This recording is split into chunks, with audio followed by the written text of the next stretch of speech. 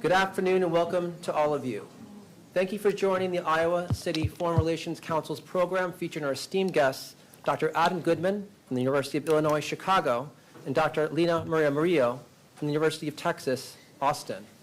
My name is Ted Powers, and I'm an ICFRC board member and your host for today's program. As a reminder, we plan for the program to run until 7 to 7:30 p.m. Today is our fifth program in our fall 2025 lineup. We are deeply grateful for your longstanding support from our community. Your help has allowed us to organize and grow our organization for 42 years, hosting speaker programs and experts joining us in person and online from across the world. Good evening, everyone. I am Peter Gerlach, the ICFRC Executive Director. I am pleased and touched to see so many people in this room. As a small nonprofit, we exist because of the generosity of individuals like all of you. As we head into the last months of 2025, opportunities for nonprofit funding beyond individuals are becoming more difficult as charitable organizations like ours face a very uncertain future, especially when we are focused, like today, on uplifting research and stories advocating for marginalized, vulnerable, and international communities. For those who receive our newsletters and e-communications, and if you don't, please consider adding your first name and email on our website, you'll note that we have a wonderfully busy October, a sprint, if you will. Many programs, which I hope you will take a look at, that are similar in character to this one.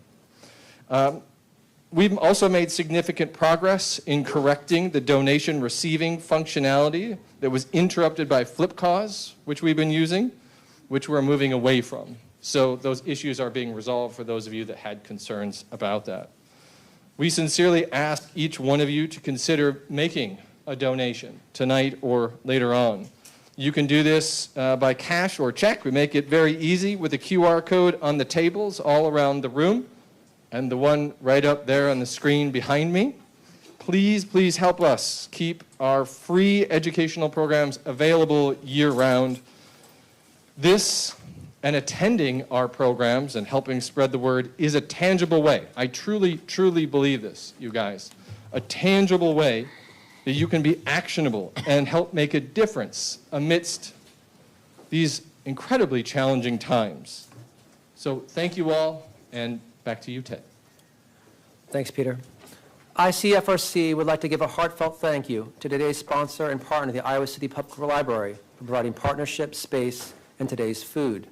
Our next program will be tomorrow, Saturday, the 4th of October at 4 p.m. on the Ped Mall. This program is titled The Togolese Celebration in Iowa. Celebrate with ICFRC during the 2025 African Festival of Arts and Culture.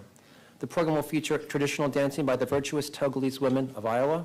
The performance will showcase the vibrant history and culture of the country's 5 regions. In conversation with the group's members will enable Iowans to learn more about the West African nation, its people, and how Togolese migrants are building community in Johnson County. On Monday, the 13th of October at 6 p.m., we hope to see you here at the library for our Indigenous Peoples Day program, Indigenous Strength, Food Sovereignty, and Language Revitalization. Today's program is the second in our fall 2025 4-part series, Big Questions Confronting 2025. There are posters on your tables and on our website where you can find more information. Thank you to our series sponsors, Midwest One Bank, Delta Equity Capital, University of Iowa Anthropology Department, the Iowa City Public Library, the Iowa City Senior Center, and Prairie Lights Books. The titles of the authors' books, just to introduce them, the titles of the series sessions are What is Causing the Increasing Distrust in Healthcare, which was last Friday, Is the USA a Nation of Immigrants or a Deportation Nation, which is, of course, tonight, What are the costs of widespread economic inequality, and how does too much presidential power endanger democracy? I hope you will help spread the word about each of these incredibly important and timely conversations. Please see our website, icfrc.org, for more upcoming programs. And as a special treat for today's program, you also have noticed that you can purchase Adam and Lina-Maria's books from Prairie Lights to continue your learning about today's important topic. The two books are entitled The Deportation Machine, America's Long History of Expelling Immigrants, and Fighting for Control, Power, Reproductive Care, and Race in the U.S.-Mexico Borderlands. And finally, I would like to now introduce our speakers. Dr. Adam Goodman is the author of the award-winning book, The Deportation Machine, America's Long History of Expelling Immigrants, which is a finalist for the Los Angeles Times Book Prize in History. His writings appeared in outlets such as The Washington Post, The Nation, Time, and the Journal of American History. Goodman is a member of the Statue of Liberty Ellis Island Foundation History Advisory Committee and an associate professor in the Department of Latin American and Latino Studies at the University of Illinois, Chicago.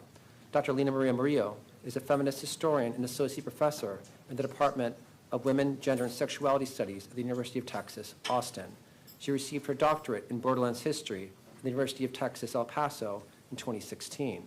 Her research interests include borderlands, women's health, reproductive justice, Latino X studies, and social justice movements. Her first monograph, Fighting for Control, Power, Reproductive Care, and Race in the U.S.-Mexico Borderlands, is out now with UNC Press. In it, she examines the clinics, organizations, and institutions that help foster access to reproductive care across the border in the 20th century. Two other projects are also in progress. The first, tentatively titled Making Gilead, White Demographic Decline and the End of Democracy, which highlights how fears of white demographic decline have translated into a hostile legal and social environment for pregnant women and people in the last 2 centuries. The second project is a biography of the little-known abortion rights activist Patricia McGinnis, who in the years before Roe v. Wade established an organized abortion network across the U.S.-Mexico border. Please join me in welcoming Adam Goodman and Lina-Maria Murillo.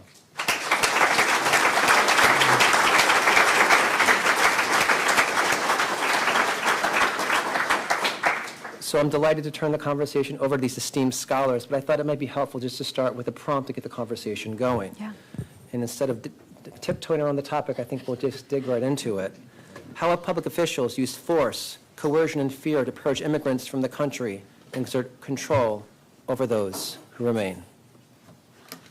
So thank you so much for having us here tonight. Very special thank you to the Iowa City Foreign Relations Council for this wonderful invitation. And as I think many scholars now have to do, I will proceed by saying that even though I am employed by the University of Texas at Austin, I come here today as an expert in these topics, and I'm exerting my First Amendment right to freedom of speech.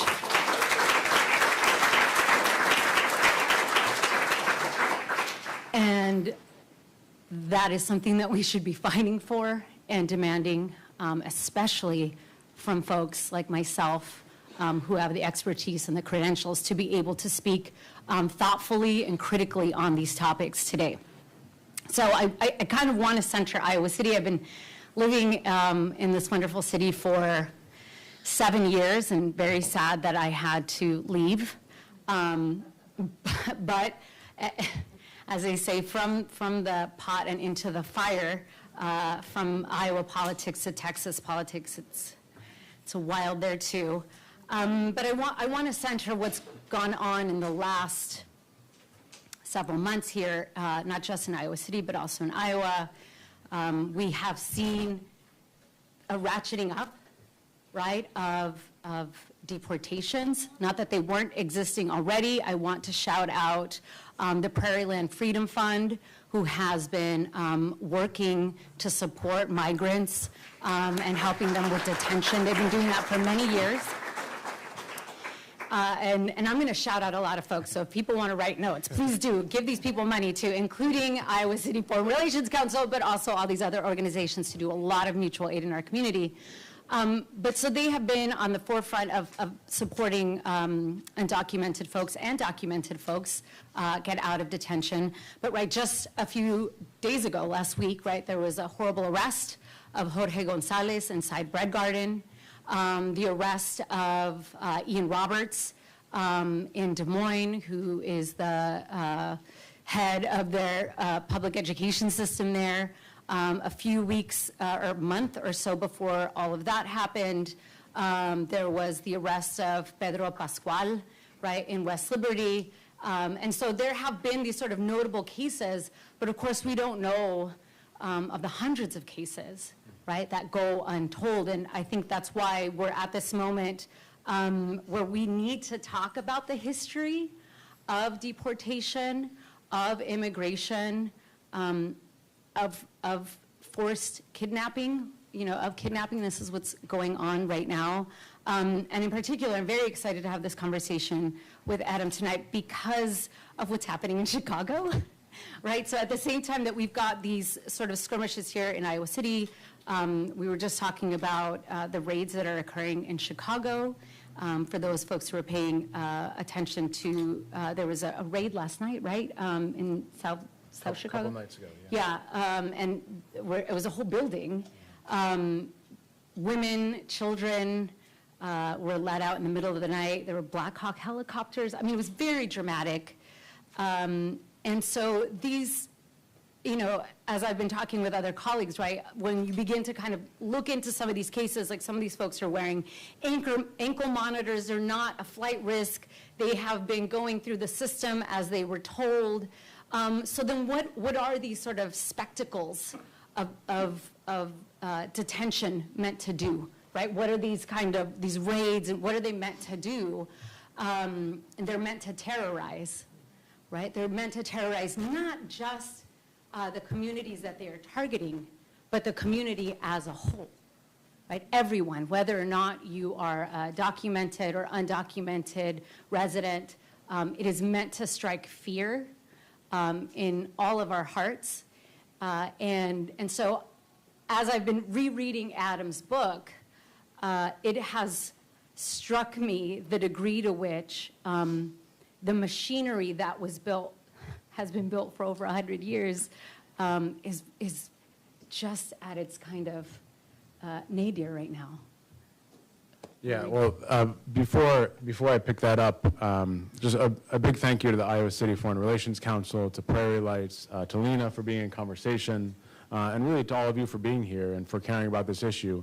I think now more than ever, or as ever, it's so important to be in community and to be thinking about these things together and thinking about how to best understand them as a first step to perhaps changing the realities that we're facing and that we're not happy with when it comes to policy locally, at a state level or a federal level. One of the things that struck me as I was researching and writing my book over the course of a decade was that this history is much deeper than many people are aware, and that it's one that involves both Democratic administrations and Republican administrations. It didn't start in 2016 when Trump was elected for the first time. And in fact, there have been now more than 60 million people, 60 million, 60, deportations during the last century and a half. Most of those have happened in the last 50 or 60 years, since 1965. They've targeted certain groups for certain reasons at particular points in time, but as we see today, who's targeted has changed, but no one knows when it might be them and their families or their communities that end up in the spotlight and are the targets of incredibly punitive, inhumane immigration enforcement actions. And so when I started on this project, it really was to try to understand something that I couldn't quite wrap my head around. And this was in 2008, 2009, when we had a new president, Barack Obama, who came preaching hope and change, and in many ways was such an historic moment for this country, and one, I think, to celebrate, rightfully so. And at the same time, I couldn't understand why he was deporting hundreds of thousands of people each year. I couldn't wrap my head around that, couldn't understand that, and that's what kind of set me down this path. In addition to the fact that so many people were organizing in response to that, so many people were fighting back and trying to find the weak points in the machine, as I came to think of it, and to apply as much pressure as possible to them. And that's something that I'm sure has been happening here, and I'm looking forward to our broader conversation, to learning from all of you and to being in discussion with you today. But just to circle back to the question that Ted posed, oftentimes I think we have a really limited understanding, not today necessarily, because we're seeing it on full display, but until the very recent past, we've had a limited understanding of what constitutes deportation. I think most people imagine that a deportation happens after some kind of due process plays out and someone has their kind of day in court in which they can make their case to an immigration judge, and based on the merits, that individual will decide whether or not the person can stay or whether or not they have to go. You know, that isn't happening today, but in fact, that hasn't happened, you know, for the better part of a century. You know, 85% of people deported during the last century and a half have been through expedited, streamlined means that give people little, if any, opportunity to fight for their case, to stay in the country. And I identified through my research a few different tactics and mechanisms, you know, that the federal government and also state and local governments have relied on. And we're seeing that on full display today. You know, one of the main mechanisms are formal deportations, which usually do take place, you know, through some kind of legal process involving an immigration judge. But those represent just a small sliver of the total. Again, 10 or 15% historically are just through these formal deportations. And in fact, the euphemistically termed voluntary departures, which are not voluntary at all, let me make that clear, which happen after someone has been apprehended, after someone has been taken into custody and presented with a number of different options. And this is the best of all the bad options in front of them. And they agree to leave the country, and in part to avoid spending who knows how long in detention, in part to lessen the consequences of being apprehended and potentially not being able to re-enter the country in the future. And these have constituted the vast majority of apprehensions and deportations throughout U.S. history.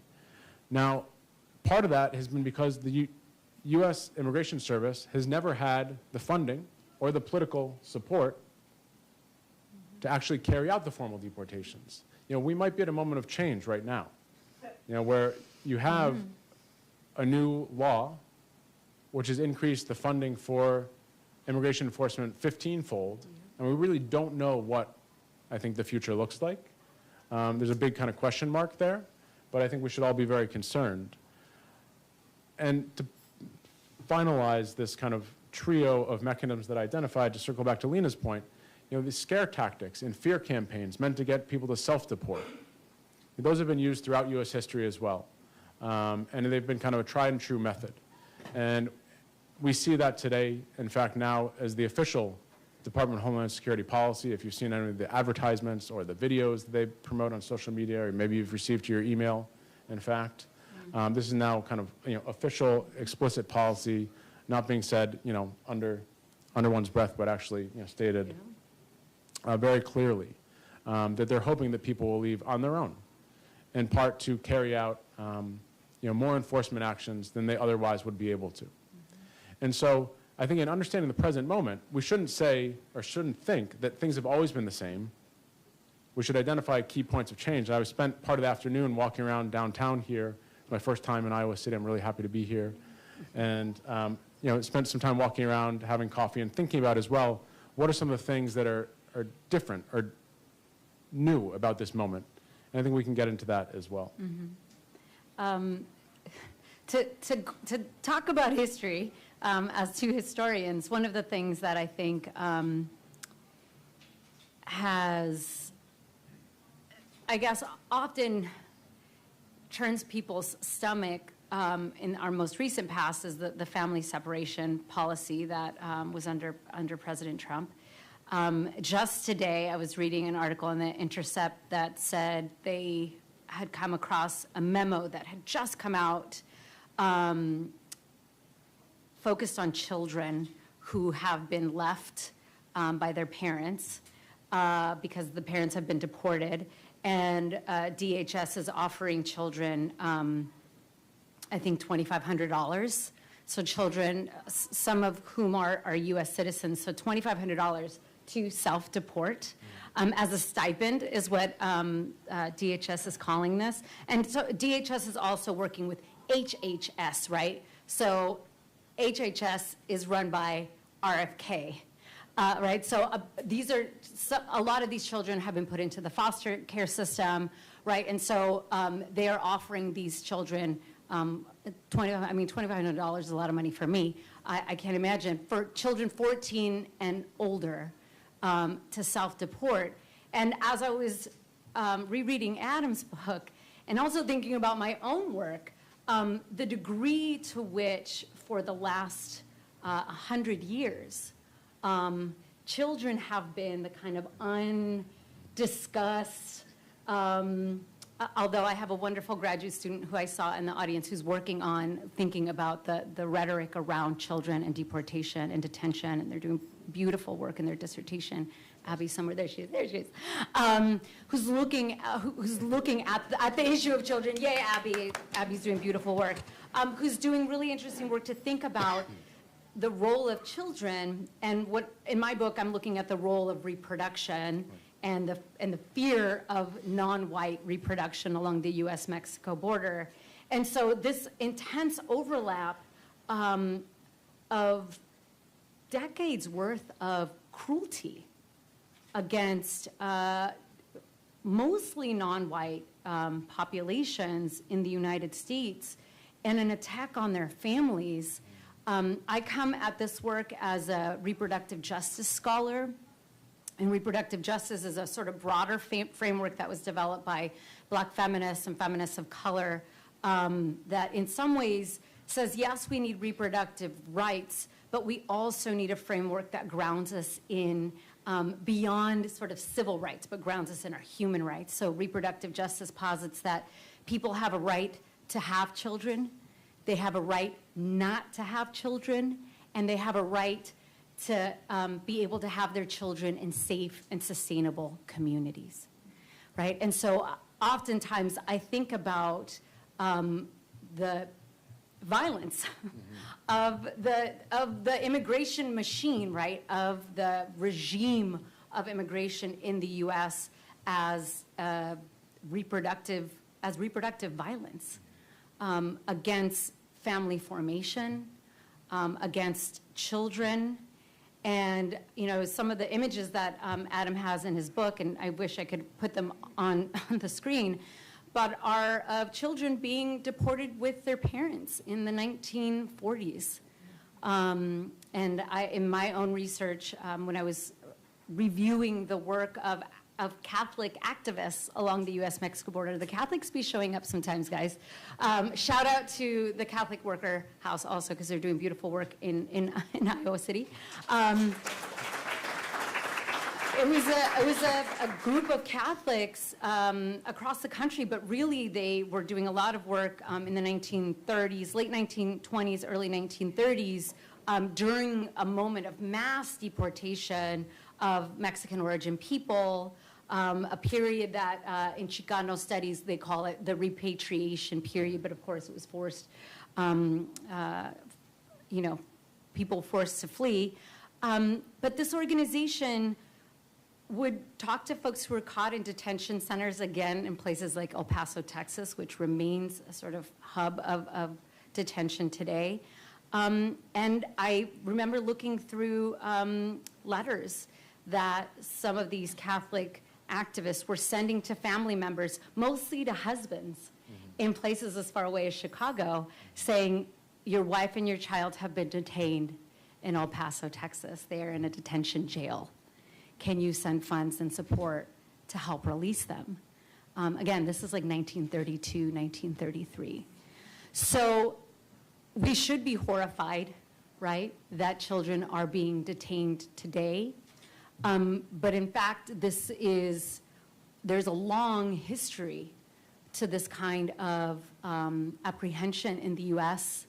And the fact that we have built an infrastructure to detain children, you know, as young as newborn is an abomination in any country, but certainly a country who touts itself as being the beacon of democracy and of freedom, and even more so for people who call themselves pro-life. What life, right? If you are thinking through the reproductive justice framework, how is that supporting life if you are detaining children and their mothers and their parents, right? Well, I don't know if you heard or saw the Pope's comments. But Yes, oh my God, I mean, not that I was like echoing Leo, but here I am echoing Pope Leo, but yes, I mean, very much, yeah. Yeah, something that comes to mind as you're speaking, Lina, is so many of the enforcement first policies that the Trump administration promised on the campaign trail and has carried out since, and other administrations in the past as well, are based on this idea, this false notion, that we can easily separate immigrants, citizens, people who have legal status, people who don't have legal status, and when in reality, people's lives are, surprise, surprise, intricately intertwined in family, neighborhood, community networks. And I think most people don't realize how often, in fact, they are interacting with someone who is in the country either without documents or with some kind of temporary legal status or provisional legal status. And so when something happens locally, like just this past week here, I mean, it hits home in a different way. And I think actually we've seen public opinion on this issue change dramatically. First, during the campaign, record levels of support for mass deportation. But that since has been actually flipped to the other side. People no longer support that. And oftentimes I think it's in the concrete when it's, the guy who runs the coffee shop down the street, or someone who works at the local market, or someone who is the father of your kid's friend at school, who who's a target of enforcement action, who's not a violent criminal, who's not, et cetera, et cetera, et cetera.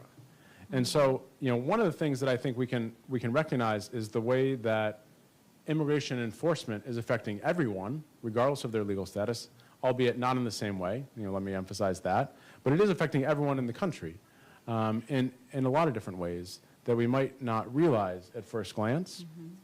And also the fact that these policies are not done necessarily with the best interests of the country in mind, or of citizens for that matter, but the best interest of one person, and that's the person who's occupying the White House right now. The Trump administration has used immigration as the issue that they've turned to time and again for their own political gain and benefit, and done so very successfully. And let's be clear about that. It helped propel him into the White House this second time around. And whenever there's something going on that's kind of polling low, or they want to change the news cycle, they're going to go back to immigration and kind of return to that. It's kind of a tried and true tactic. For Trump, I actually don't know his true beliefs and how much he actually cares about immigration. I know the people who surround him are very much serious ideologues and extreme restrictionists who really value human life differently, depending on who you are, where you're from. And what's different now is that those people are the center of power. In the past, that had not been the case. They were kind of on the fringes, influencing policy perhaps through lobbying and campaigning, but now they're in the White House. And so it's those factors that I think we can help put front and center in understanding where we're at today, and why immigration is the issue for this administration. And that's something that actually sets the Trump administration apart. I can't think of another time in U.S. history where immigration has been the #1 issue. I mean, there's been other instances where people have used it for political gain and benefit, but it's not been the single issue that they care about most and they return to time and again. So recognizing that and recognizing what's driving some of the actions or what's driving some of the policies is, I think, really important to understanding both what's happening, but also deflecting any kind of notion that there's some kind of inherent deservingness or value or worth or the lack thereof of the people who are targeted by immigration enforcement actions. And since you brought up politics, I'll also say that it was disheartening. I know during the election last year to see some of our local politicians here in the state of Iowa who are running as progressives, but who all jumped on the deportation bandwagon and came out sometimes forcefully, sometimes in YouTube videos, asking for donations with our local sheriff, saying that they would not allow Iowa City or Johnson County or what have you to become overrun with immigrants, and that they would be a part of the deportation machine. These were progressive candidates. So-called progressive, thank you, candidates.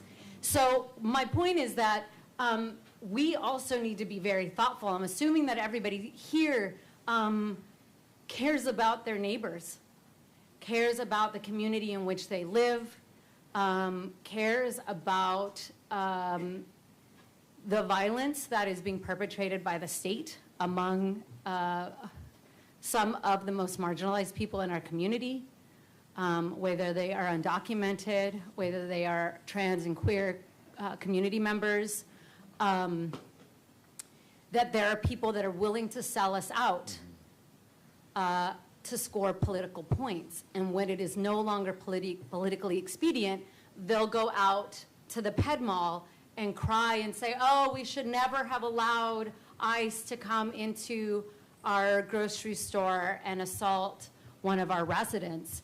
When these folks, just 6 months before, were advocating and suggesting that they would be willing to work with the local sheriff's office in support of ICE and CBP, right? So we also need to, as educated and deeply grounded in a sense of human rights, that we also need to align our politics and hold our own politicians who suggest that they are speaking on our behalf to account for selling out certain people in our community who right now are under the scope, under surveillance by the federal government. And so yes, we should think right, nationally, certainly that's also important.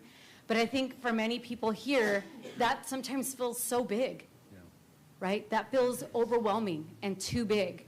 And so how do we hold space in a community like Iowa City, in a county like Johnson County, which is one of the last remaining blue dots in an ocean of red? And how do we also open the door for folks who are living, maybe not in Johnson County, but who agree with many of the positions of the people who live here, right? Who are living sometimes in very rural spaces and are dealing with ICE, right? Are dealing with CBP, and they need community, right? How do we open the door to those folks? And I think thinking about both of our books together, it always is grounding to know how folks have been active and been activated in the past through sort of mutual aid organizing and networking to help push back during these moments of extreme violence. Yeah, 100%. I mean, that's the flip side that I think often people don't realize. You don't hear about it as much. But for as long as there have been apprehensions, detentions, deportations, there have been people organizing and trying their best to figure out any way possible to protect themselves and their families and their community members. I mean, as is logical. Yeah. What would you do? If it was you and your family, or your mom, or your brother, et cetera, that was facing potential removal. Yeah. I mean, there's a couple of things I wanted to mention to circle back as well, and tie some of these points together. I mean, one, I guess, is the question of, why is the strategy of demonizing and scapegoating immigrants effective? I think it's important to recognize that, people across the United States, both locally, but in communities, I'm sure here, and then in Chicago and that general metropolitan area as well as elsewhere, are suffering and have real needs and have real problems that need to be addressed by different policy solutions. It's much easier for a politician or president to point the finger and to blame immigrants in the abstract for those real problems. But that's part of the reason why it resonates. There's kind of a bait and switch happening. And it's important to kind of recognize that as well, not just kind of that they shouldn't be blaming immigrants for problems that they're not responsible for or that they're not causing, but what are the policy responses that would actually address people's concerns and needs? And I do think actually immigration policy and public opinion about it, will shift as people realize potentially that the crackdown we've seen in the last months and probably for the rest of this administration actually isn't delivering on what it promised. It's not bettering people's lot in so many ways. And the other thing that I think is important to recognize at this time, to kind of go back to the optimistic side of things, as overwhelming and sometimes depressing as things can be, is that these moments really create opportunities as well. I mean, it's helpful from the perspective of an organizer to have a common enemy. It's helpful to have something to rally around. That can be really politicizing and energizing. And also there's an opportunity potentially to push elected officials. Democrats, I think, are more susceptible to political pressure at this point in time than the Republicans.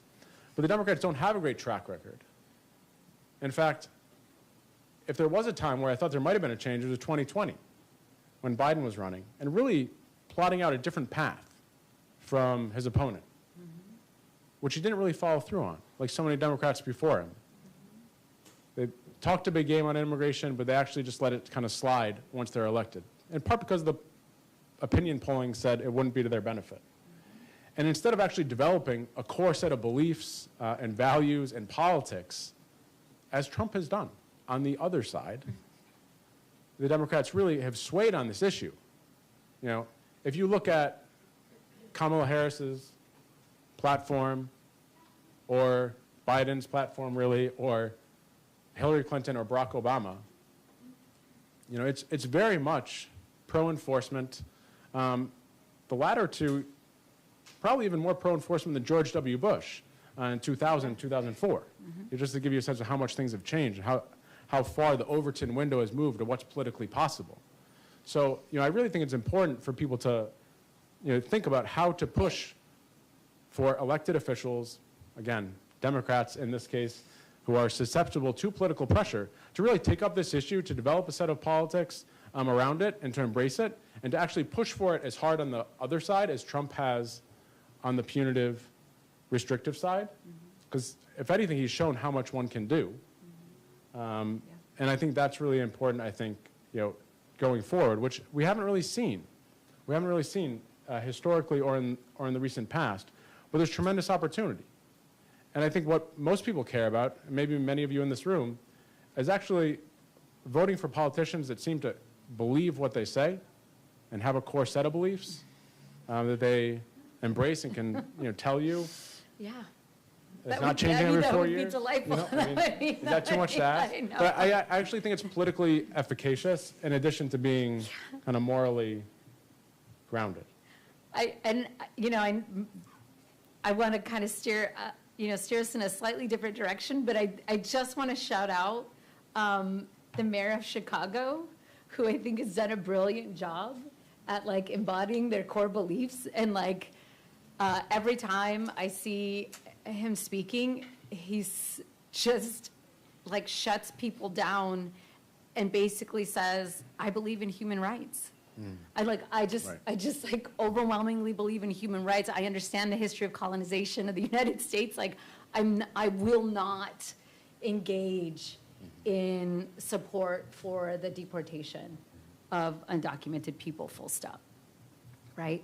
I also think of Mamdani in New York as somebody who is just obliterating kind of the messaging of the right as a Muslim person, as a non-white person, as somebody who even the Democrats are afraid of, right? Because his message is so deeply rooted in progressive human rights values. I mean, his stance on Palestine and Israel is certainly one that I wish people on our side would take more to heart. And so, thank you. And thank you for that. I'm just shouting out other people doing beautiful things. So it can be done, is my point, right? There are models for how you enact a politic that is deeply rooted in humanity and in human rights and an ethic of care and love and compassion. It's not like there aren't people doing it. But I wanted to circle back to a comment you made about why is immigration one of those, why is it so easy to deploy immigration or attacks against immigrants? for political expediency, right? Just, to be able to sort of mobilize certain parts of the conservative base. And to be fair, right, again, there are conservative parts of the Democratic Party as well.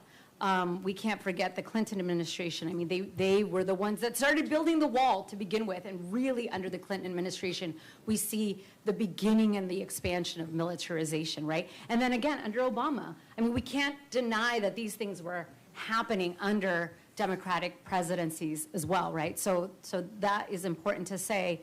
But I come back to the history of white supremacy in the United States. What does it mean? I would argue that I do think that Trump has a core belief on immigration, and that is that he is a white supremacist. And he has been a white supremacist from the time that he was a landlord in New York City, and his father was a landlord, right? I mean, they were sued by the federal government for their racist politics against black tenants, right, in New York City. So I don't think that this is, that he does not have a core belief. I think that he has found a groundswell of support by extremists in his party that, as you said, are no longer on the margins. I was talking to another graduate student yesterday who's just doing really frightening, to be honest with you, work on the John Birch Society and looking at the history of the John Birch, a far right-wing white supremacist, white nationalist organization. And he's writing about their take on Vietnam in 1969. And I'm reading his paper, my student's paper, and then I was like, wait, let me go back to what Pete Hegseth was just saying in his historic speech to the military men at Quantico. And friends, the overlap was absolutely bone-chilling. This is rhetoric directly taken from the John Birch Society from 1969, right? An organization that was considered and still considered absolutely fringe. And this is what is being repeated to an audience of military men, mostly men, if you saw pictures, some women, but mostly men, and likely not many women into the foreseeable future, who are then tasked to go and proliferate these ideas about U.S. empire and the importance, the centrality of white supremacy to the continuation of U.S. empire. And what did Trump say? He said, we need to begin this at home. There are cities, right? There are cities that you can use as training grounds, right? And to go back to what Adam had said about the budget that Homeland Security just received. This is larger than, I think it's like the next, I mean, just the budget, not of the military, but just the budget of ICE is larger than, I don't know, how, like the top 20 militaries in the world. Thank you, Victor, for that. Again, if that is the case, and then the President of the United States is telling people to start at home, telling the military of the United States to start at home, and that these are ideas that are echoes from the John Birch Society from 1969, have found their way to us in 2025. We haven't seen anything yet, right? They're just getting started. And so for me, all of these things are kind of like the ties, bringing all of this, weaving all of this together. The deportation machine on steroids, right? Yeah, I mean, I think certainly something we're seeing today is that there have been moments in the past where immigration enforcement officials have, targeted people for questions related to labor and economics, racial discrimination, racial profiling, political ideology, and there's kind of different moments in time you can point to and examine, and historians have studied in depth. And I think today we're seeing everything all at once. Yeah. Like, it's all on the table, as we're seeing through various examples. And what we don't know yet are kind of the long-term effects of these policies. One of the things I found in my book and researching the course of the 20th century in terms of who was targeted, late 19th into the 20th century, who was targeted and why, are the long-standing effects that those immigration enforcement actions have on questions of belonging or membership, or the very ideas that we create or come to take for granted about who's an American, who's deserving, who belongs, right? So in the late 19th century, when Chinese immigrants and Chinese laborers especially were the primary focus of the deportation machine, that created certain ideas about their excludability. And they were restricted from immigrating for the better part of 60 years. Southern and Eastern Europeans, who were really targeted in the first decades of the 20th century and excluded and restricted from immigrating for 4 decades. People from Italy, people from Poland, Jews from across Eastern Europe. And then really, for the latter 2/3 of the 20th century, mostly Mexicans, who came to be about 9 out of every 10 people deported throughout U.S. history. So this kind of false equation of the so-called illegal immigrant or undocumented person with someone who's Mexican or Latino more broadly. And that in part is the product of the disproportionate targeting of Mexican migrants, who the United States depended on for labor historically, because they had excluded a lot of other groups who no longer had sources of labor coming from Southern Eastern Europe or from Asia. And that in part led to the creation of both a cyclical effect of a ramp up of enforcement on the border. So in recent years, prior to this recent infusion of funds, about 18,000 of the 20,000 Border Patrol agents in the United States are stationed on the U.S.-Mexico border. There's a lot of other miles, thousands of miles on both the coasts and the U.S.-Canada border. 18,000 to 20,000 agents are stationed on the U.S.-Mexico border. So, something that really has changed in recent years, and this is a dramatic shift, is that I think who's come to be targeted is now much more diverse than it had been, really up until the last 10 years or so, and we've seen now people of all different nationalities and backgrounds, really, in particular places where they have strong communities, that'll vary.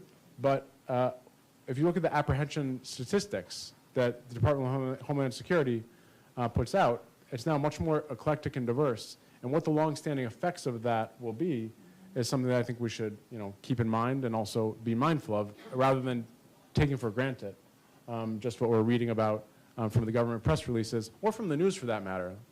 I would just encourage everyone to take a step back when you're reading a news article about immigration. Who are they quoting?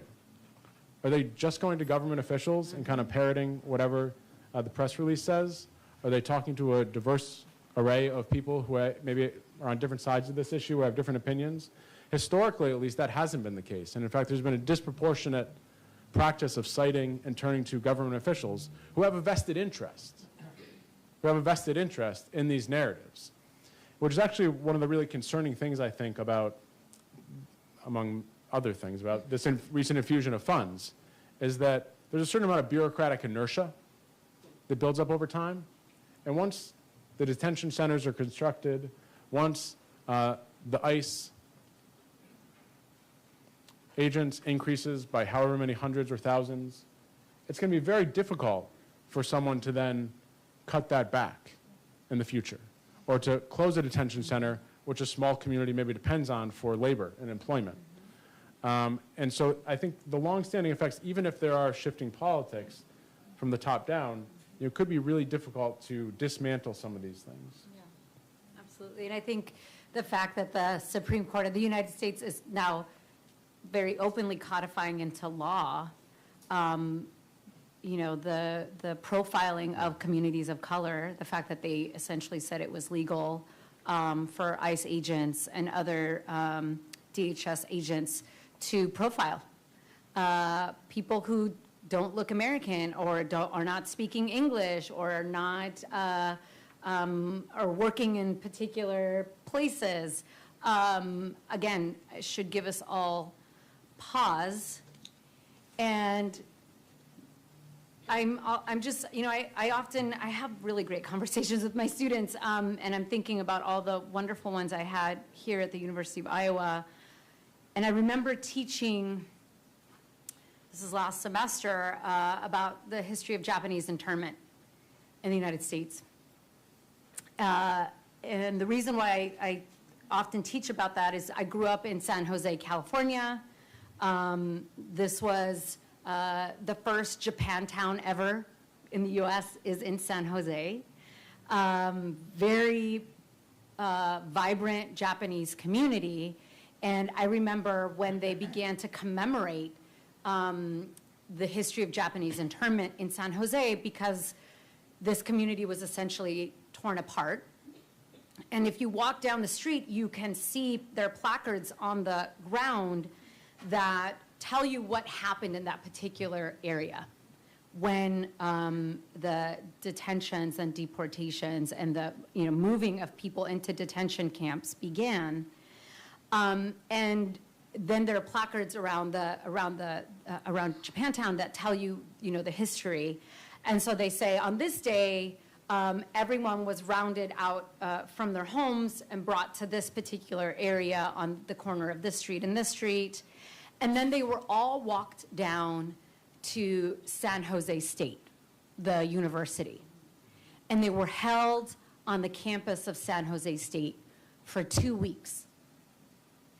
And I tell that story because oftentimes when students were hearing about this sort of, all the discourse and the rhetoric around immigration, oftentimes they would say, oh, they can't deport 11 million people. That's not going to happen. I mean, that's just discourse. They're just talking about these things. They're not actually going to make it real. And so taking it back to these historical moments and saying they may not be able to deport all 11 million, but they're going to try. Because they've done it in the past, right? And what struck me about walking around this area in San Jose was how quickly the government was able to wrest resources from the city, from the county, to enable the removal of thousands of Japanese families, right? Because these were also children, women, and men. And how quickly they were able to construct these detention centers and throw people into them, right? The train system that still works today was how people were, maneuvered all across the country, not just in California. And they didn't have as much money as they have now, right? And they also, at the time, did not have the private infrastructure. Because one thing is what the federal government is doing. The other is what private corporations are doing, and the amount of taxpayer money that these corporations are going to earn by creating these massive detention centers, right? And as some of you who have driven that I-80, the most delightful I-80 from Iowa City all the way to Nebraska, shout out to my Nebraskans who are here. There's a lot of open prairie on that space, friends. And we don't always know or see what is being constructed in our own backyard, right? When communities may not even know that their local governments have sold out areas of land where they can construct private detention centers, right? And with the rise of AI, they may not need a lot of people to police those places or surveil them, right? So we are on a precipice of a new world, right? And I do think it is incumbent upon us to read the histories of these issues so that we know what came before and to prepare ourselves for what is to come, because this is a turning point right? This is a massive turning point in our history. I want to make sure we open up for conversation, Yes, but absolutely. my last one line is that not to lose sight of the fact that there are particular decisions that real people made that have brought us to this point, and a different set of decisions by politicians, people in power, who are perhaps pressured by those in the community, like many of you here, could lead us in a different direction. Mm-hmm. I don't want to give a sense of inevitability. Yeah, absolutely. But it's important to kind of keep that in mind, and also to know that we don't know what's going to happen moving forward. Mm-hmm. Yeah. Well, with that, I would sort of remind everyone, is this on? Yeah. I want to remind everyone that the books are on sale outside, right? We talk about reading the history, learning the history. There's 2 excellent books just outside the door that we can acquire. So I want to open it up for Q&A, and I would just ask that everyone just keep it to 1 question and just speak into the microphone, and I'll come to you so we can record your questions in the Q&A. Thank you for your work. Thank you for leading this discussion, and thank you for the conclusions that you've brought to the discussion already. There's an odd relationship in the history of the United States between progressivism, racism, and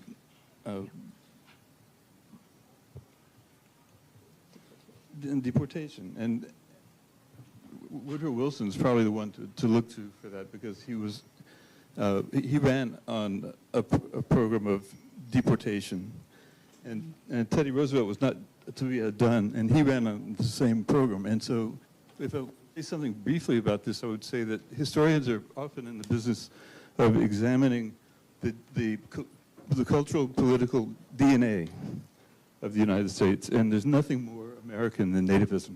Yeah. And so when we look at who's being marginalized, it is very important to look at who benefits from that. And the break point, and I'll stop in just a second, but the break point is slavery. And the notion that slavery is some sort of hyper-nativism is one to consider. So thank you. And I would say people who are working on the history of reproduction have certainly used that as an important breaking point in that. And actually, Adam and I both talk about the sort of history of population control and desire for demographic fears certainly animated most of the history of eugenics in the United States. And nativism has certainly been also animated by eugenics and eugenicists. And so there are folks who are and have been writing about this moment, in the 1850s and 1860s, when there is this explosion of non-white people all of a sudden coming into American society, and whether formerly enslaved people or immigrants who are coming from Eastern Europe, but also from Latin America, who are somewhere on the racial spectrum, but not in the white part. And so there are, really that is when eugenics is born, right? In some ways as a way to justify the continuation of a racial hierarchy that could not continue in the same way as it had because of the loss of slavery, right? And so many of us are trying to think about what does demographic change have to do with immigration as a powerful tool of white supremacy, right? And I think you put your finger on it. Maybe a question over here, and then can other hands in the back? Okay, I'll circle around.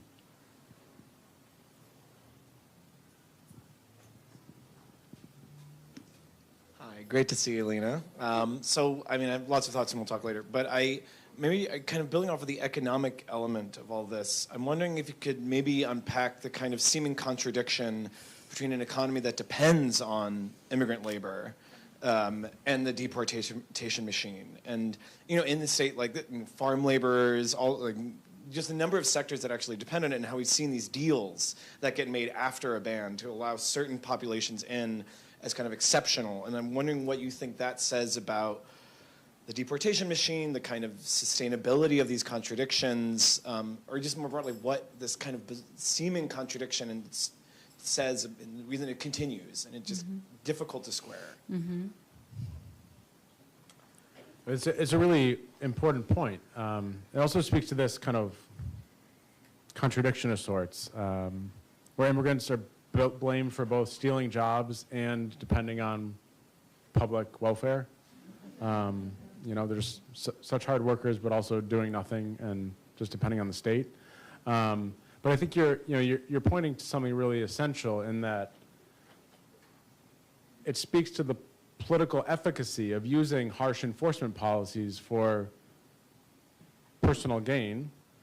But when it comes down to it, and what the nation depends on, and what constituents depend on, and actually a lot of Trump's supporters depend on, are continued labor force, as you mentioned. And so you even saw, amid this historic, in their words, deportation campaign, that they all of a sudden made certain exceptions, or they said, oh, we're going to pull back a little bit in services and in agriculture, in part because they're getting pushed to do so. And exactly how that works itself out internally within the administration, I'm not sure, because I'm sure there's a lot of people in the administration that don't care about what those economic interests are saying. They want to go with the harsh enforcement policies regardless.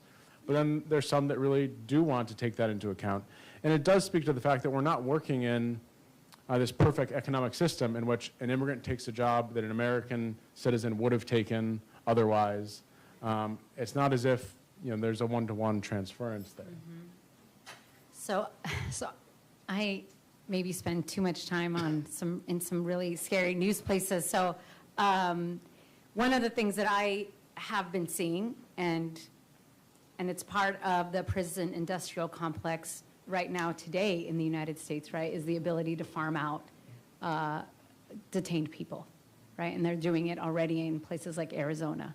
So yes, capitalism will continue even more robustly than ever, right? Because now they have a detained population, and they can ask that force, right, that detained population to work for nothing, right? We already do it to imprisoned people in the United States, right? During the pandemic, there were people in Iowa making our face masks and right? So their prison labor exists. And so this is a way to expedite it even more so, right? So they are already detaining people, farm workers in places like Arizona, and then re-shipping out that labor to farms, right? But now everybody has an ankle monitor, and they've been detained, and now they're working, instead of making, whatever, $10 a day, now they're making 5 cents a day, right? And so this is, I feel like, a transition moment where they're trying to figure out how they can do this, right? Because they can't do it all at once. A dear friend of ours just sent out an article to our text thread with some of my dear feminist scholars, and it said, there's fascism thrives on normalcy, on making everybody feel like, look, nothing has changed. Maybe something weird will happen one day, and you're like, oh, that's odd, right? But there's going to come a moment when we might see our fruit and vegetable prices drop, where they keep saying, don't worry about the tariffs, don't worry about the tariffs, because they have other plans for how they're going to ameliorate the cost of things. And that is by using the labor of undocumented people at, essentially for nothing. But that takes time, right? These are massive systems, agricultural systems, the meatpacking industry. This will take time, right? So there fits and starts to this. As historians, we know this, right? The machine doesn't always work on full steam.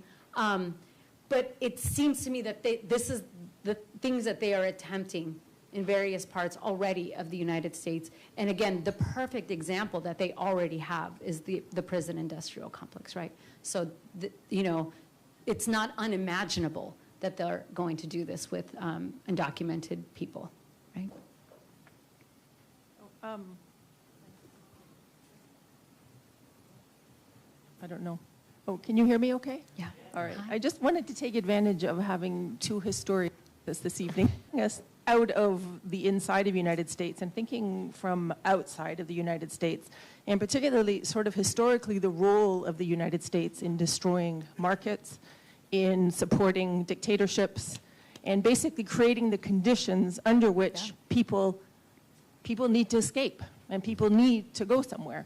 And then benefiting from the need of these people to escape and to seek a better life, and coming here and then getting treated like second-class citizens after having been pushed out by the very country that is treating them like that. So I was wondering if perhaps you could, I know we don't have very much time, but that is something that I don't hear much about in these conversations. That it's sort of a full circle that doesn't quite close properly, I guess, if that's maybe an incorrect metaphor, but it's something I've often thought of in that way. Yeah, thanks for that question. Just briefly, a really important point as well is I think the United States has this reputation as a nation of immigrants, right? But that very idea or that myth of sorts makes us think of an immigrant as a certain type of person who's seeking economic betterment, who's coming here to make a better life for themselves by choice, plans to stay, ends up settling, incorporating themselves, and their family has an upward trajectory over the course of generations. So many people, as you note, come for a wide variety of reasons. They come because they're escaping political violence or climate change related conditions in their countries. They come because perhaps, as you say, the United States was involved in their very countries as well, whether it's economically, militarily, or otherwise. There's a saying that some people may have heard of, we're here because you were there. So many people come to this country as refugees or those seeking asylum. And I think it ultimately makes us kind of interrogate and question the utility of the nation of immigrants framing, which we should note also leaves out a whole lot of other people, people whose ancestors were brought here during the time of chattel slavery, didn't come by choice at all, came by force in chains. Indigenous people who occupied this land before immigrants came to the United States. Where do they fit in the nation of immigrants narrative? So you're pointing to something really important, where the nation of immigrants narrative, I think, is politically useful at this time, to celebrate the United States as a nation of immigrants, but there are also certain limits when we actually consider who's included in that framing. And I'll just say, as somebody who's, my parents are immigrants to the United States, and they came as economic immigrants, but certainly from Latin America, but certainly the history of places like Central America. I mean, my God, the United States decimated El Salvador, Nicaragua, Honduras. Those of you who, I'm sure there's many of you here who were in solidarity organizing in the 1980s, late 1970s, 1980s, and know the sort of the history of the Iran-Contra ordeal in Central America. That, those countries were never the same again. And then coupled with, as Adam was saying, climate change and economic devastation, right? And this is just, quote unquote, in our own backyard, right? In Central America. This is not to mention places like Haiti that have been, the playground of where the U.S. gets to, go and decimate and destroy and democratically elected governments.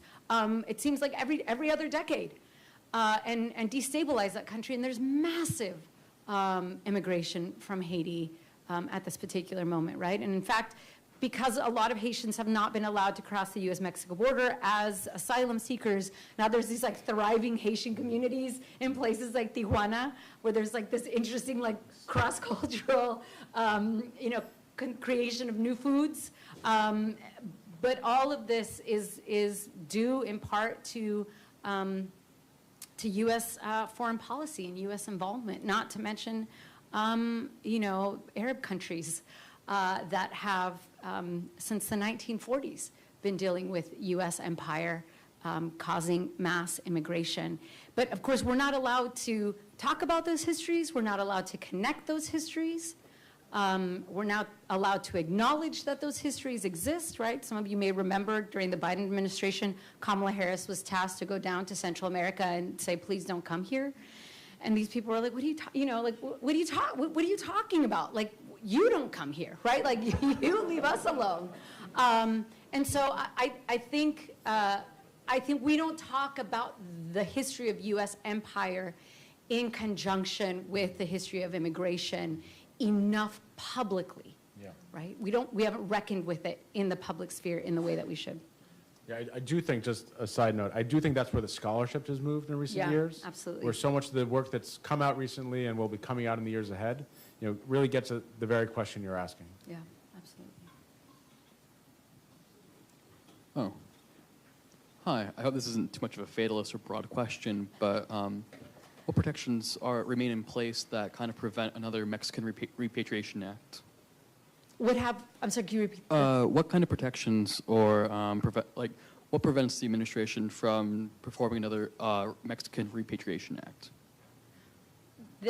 Oh, I'm sorry. I was going to say, I don't think there are any. And if I remember correctly, Stephen Miller, point one, and for those of you who don't know who Stephen Miller is, please Google and be prepared to be scared. But Stephen Miller, point one, if I'm not mistaken, talked about Mexican repatriation and also talked about Japanese internment, as these are laws that are still on the books, right? Like that the government, yes. There are so many laws that are still, that have not been, because the country moved in a different direction, have not been utilized, right? Coercive eugenic sterilization, that is still federally legal in the United States. Yes, in the United States of America, states themselves have passed laws, to make it illegal, but federally, that still remains, Buck v. Bell still remains a Supreme Court case that has not been overturned, right? So there are still laws on the books that can easily be kind of, I don't know how to say it, turned on, started, reignited. Yeah. Yeah, I mean, also when it comes to immigration, so much lies within the authority of the executive branch. Yeah. As we've learned, if you've been paying attention in the last year. And that's something that I think is incredibly concerning, certainly with the political alignments that we have now. And also these questions of immigration federalism, what power do cities have, or what powers do states have to resist or push back? And the reality is some, but not that much. Chicago police officers or Chicago authorities can't do much when federal officials are carrying out raids and immigration operations in the city. They can stand by in case, but they can't stop the agents from carrying out the apprehensions and deportations. And so I think we're seeing in real time. It circles back to this really important point, I think, of kind of how to bring about political and social change, right? And I think that it needs to be two-pronged, not just kind of defensively responding to horrible things that are happening, but also developing a proactive strategy in politics moving forward that would actually prevent and cut off some of these things from happening in the first place. And, I think it also matters a lot in terms of on-the-ground organizing and pressure from below. But as we've seen as well, it certainly matters who's in power. Who the elected officials are certainly matter. It's not just as if the pressure from below can do everything. You need to have partners in positions of power, and also people running for positions of power, perhaps, for the first time, who want to carry out change. We need both kind of top-down and bottom-up. I was just curious how, reproductive labor offered by immigrants would be affected by the, current attack and policies against immigrants themselves. What are the consequences that we're seeing from that, and, that we will see or might? So I write a lot about reproductive labor in my book when I look at the history of Mexican origin women and their work as domestic workers in people's homes, as caregivers, right? And so these are the folks who are caring for our elders, continue to care for our elders right now, right? Who in many cases are helping to raise the next generation of children. Again, a shout out to another organization, Neighborhood Centers, who's a beautiful organization that has created all of these incredible child care centers across the city, predominantly staffed by migrant women, right? I was volunteering with them, and it rips my heart open to think that there could be a raid at one of those places, right? It would completely decimate that community, because where do immigrant mothers go and leave their children where they know their children are going to be taken care of, fed, and kept safe while their moms are at Walmart working their 10-hour shift, right? This is like that is very real, right? The work that many of these people are doing in our very community right now that would completely upend, right? Not just the economy, but our sense of stability and security and, our society, right? And that is where I think, to Adam's point, the work that we need to do, shoring up organizations that are already engaged in this kind of work, right? So I mentioned the Catholic Worker House. There is Escucha Mi Voz that has been, beautifully kind of at the front lines of physically putting their bodies in the way of, right, like at the jail in Cedar Rapids where a lot of detained people are being sent, right? And so actually going and putting their bodies on the line. The Catholic Worker House, I have it all here. The Immigrant Welcome Network of Johnson County is also a newly established organization that's doing really wonderful and beautiful work. And the Center for Worker Justice, which sadly just recently closed, but was doing wonderful activism for laborers in the community to make sure that their wages were not stolen, right, by greedy bosses in the Johnson County area. So to me, that is like where we go, right? We go and we work with communities that already exist. We expand their networks, right, to protect the folks who are just trying to live, right? They're just trying to live and provide for their families and for their communities. But in a place like Iowa City, I have seen it firsthand. If our caregivers are rounded up, like the infrastructure of this city would crumble, right? Like its economic and also cultural and community infrastructure would just crumble. Yeah, so thank you. I think you touched on this. They are using high-profile cases, I think, to plant fear in the society. And is there any legal, repercussions? You mentioned organizations and working as groups, but are there structural counter action to the administration who's trying to plant fear? I mean, I don't know about the numbers, if the numbers of detained people are a lot more now than they were before. They seem to be, but you probably are. Are they increasing over time? And is that an issue, I guess? I mean, you mentioned that some of the Democratic administrations have detained possibly more than previous Republican administration. Is that number increasing over time? Is that the issue of birth rate, I guess, or other issues playing roles here? And what is, the high-profile actions they are taking, the current administration, how can that be contained and reacted to? Does the progressive have power, or are they just going to use their bodies? Do they have legal power? About the detention point, more people are detained right now than ever have been in U.S. history. And that's increased dramatically in the last 5 years.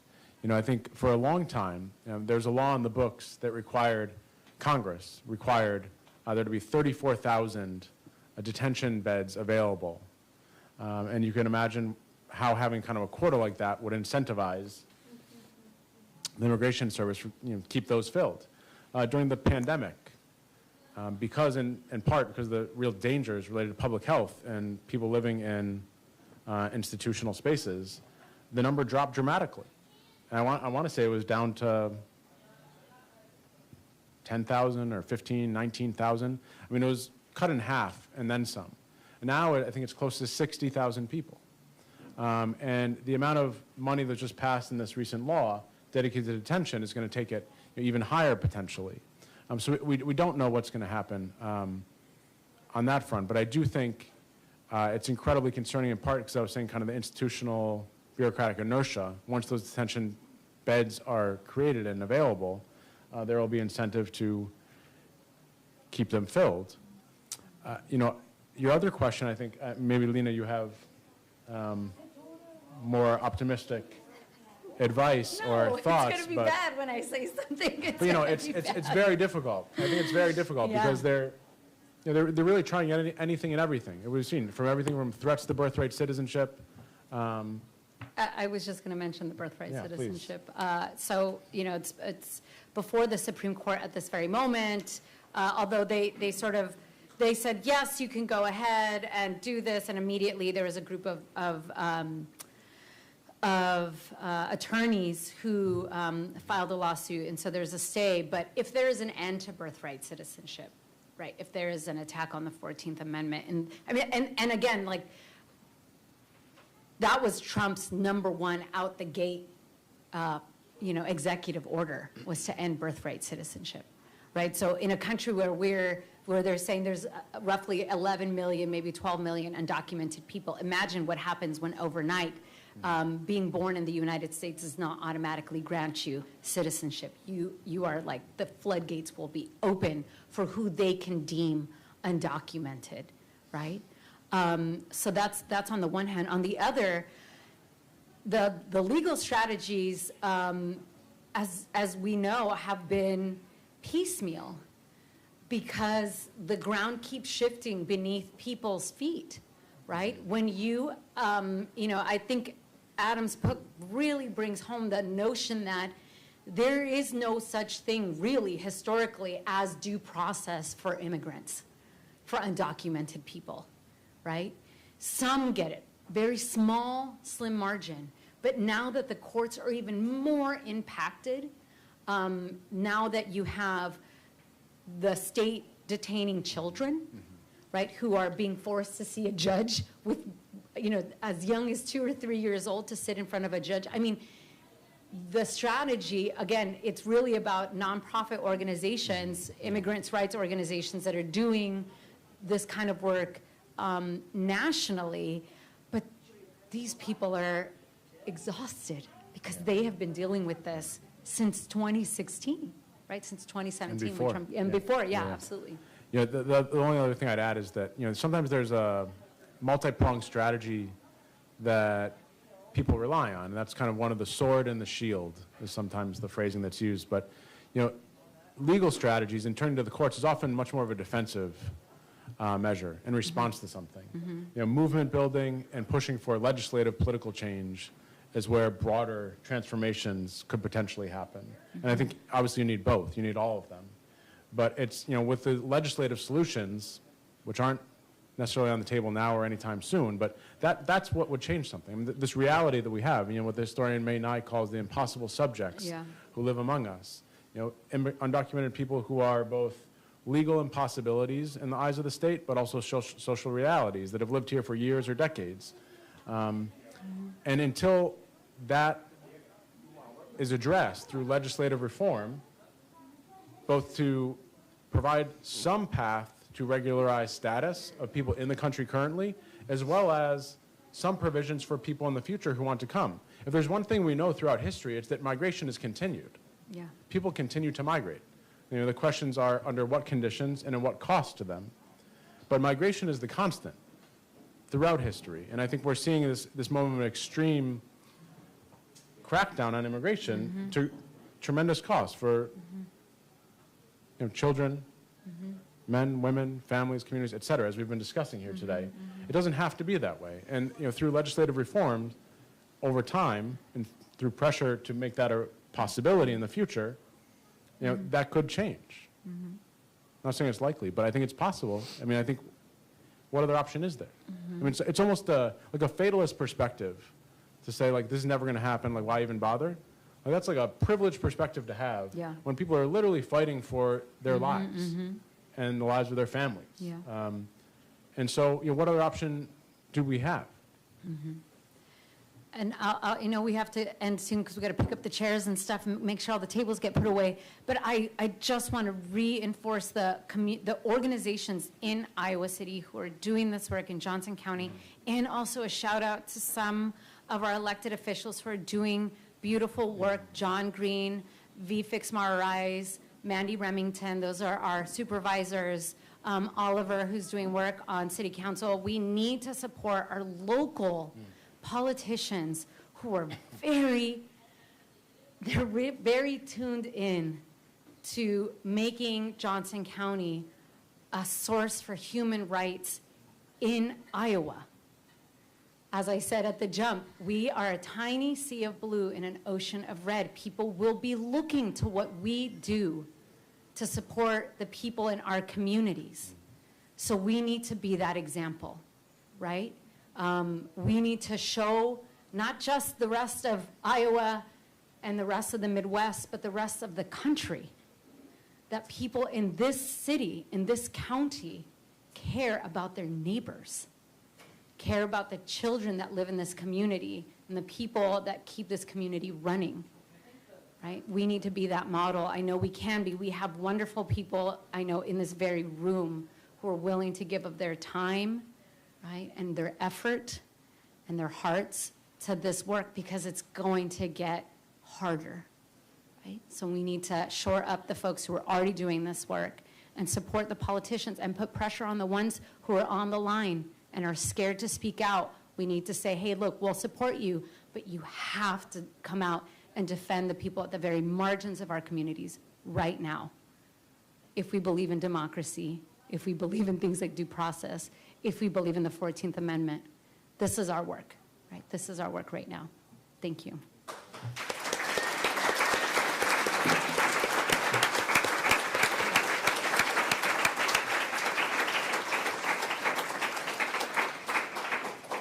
We hope to see you tomorrow, Saturday the 4th, at 4 p.m. in the Iowa City Ped Mall for our next program, a Total Lease Celebration in Iowa, and on Monday, 13th October, at 6 p.m. in the library for Indigenous Strength, Food Sovereignty, and Language Revitalization. If you were moved today by this free program, please consider making a donation on your way out. Also, please consider buying a book on your way out. And let's once again have a huge round of applause for this wonderful presentation.